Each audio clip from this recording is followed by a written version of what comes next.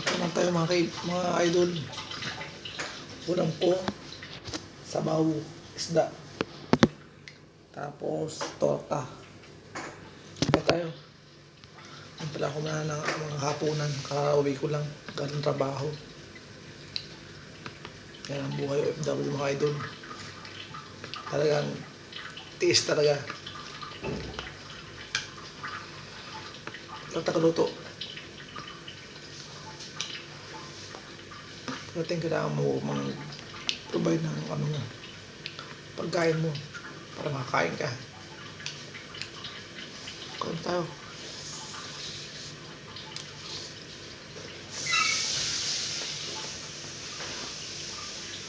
Torta mga idol.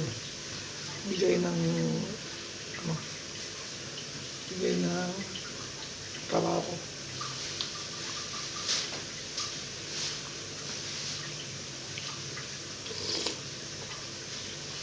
Sabaw ko sa idol. Nagbili ako ng dahil nakaraan. Sinabawan ko. Yung kalahati, paksiw. Tapos yung kalahati ito, sinabuan ko yun.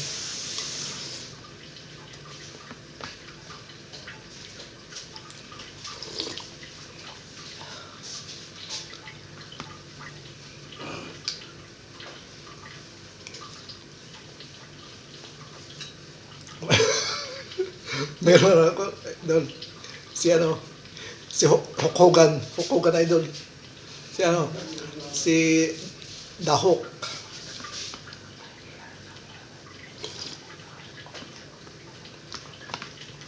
Kain tayo mga idol.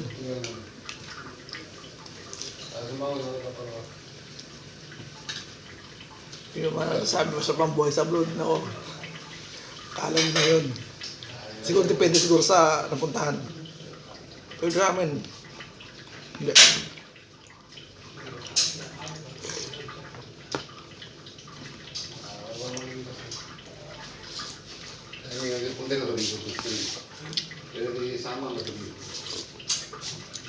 Ngayon ay alas 12 dito sa amin.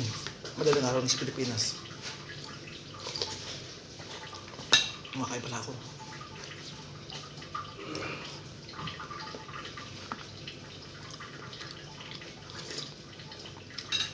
Sarap ditong bigay ng katrabaho ko. Lagi kami binibigyan ng Filipino Red.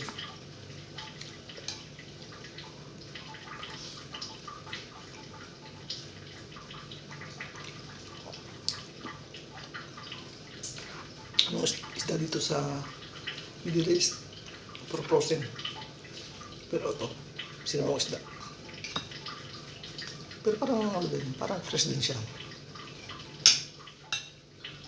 Frozen fresh siguro to.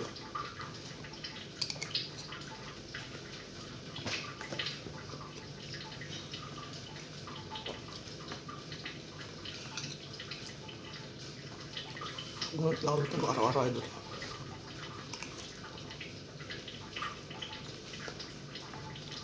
Gawa lang parang talaga ako makakain ng mga Filipino food.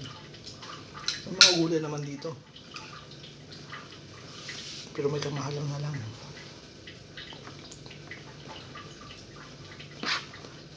Ito may alugbate. Ang alugbate dito fresh. Siguro may nagtatanim din dito lang sa bansa nito. Alugbate.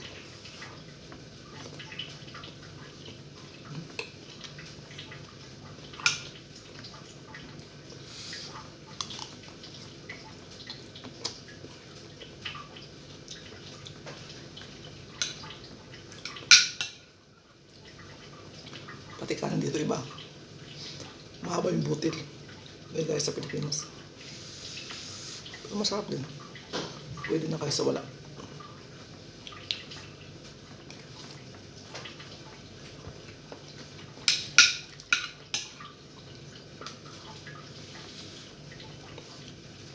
Meron pala akong idol.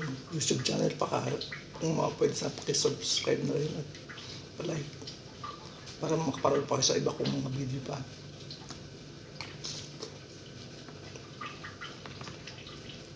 Sarap ng sabon na magita doon. Sariwa kasi yung gulay, yung alugbati sariwa.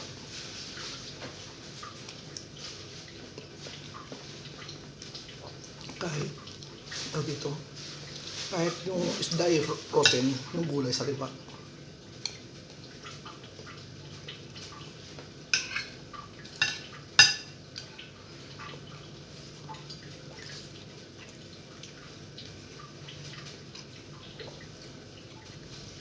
Umayad na nga dito lang muna.